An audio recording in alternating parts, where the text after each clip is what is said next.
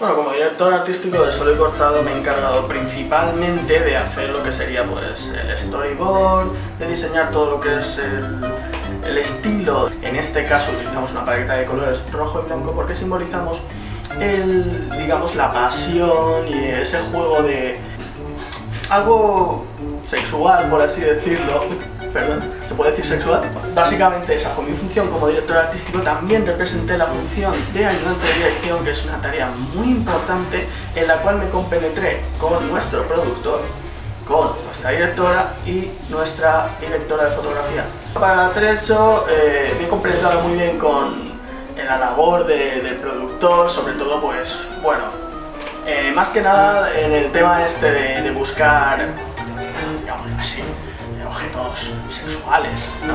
Juguetes sexuales eróticos. Básicamente para las escenas del resto necesitamos el juego de colores de la paleta roja-blanca. Necesitamos, pues bueno, un lugar que representase ese contraste de sexualidad y bueno, lo encontramos en este rojo y blanco. Que si las cortinas, que si los manteles, bueno, los manteles, las servilletas, los botes, cualquier cosa que tuviésemos a nuestra disposición tenía que tener el rojo y el blanco.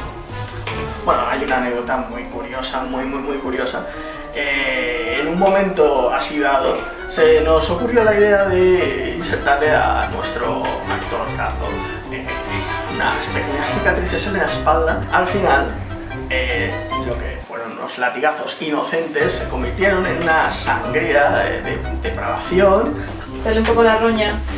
En la cual, pues bueno, terminamos con la espalda desgarrada de nuestro actor. Pobre Carrera, ¿qué estás pensando? ¿En serio te duele, tío?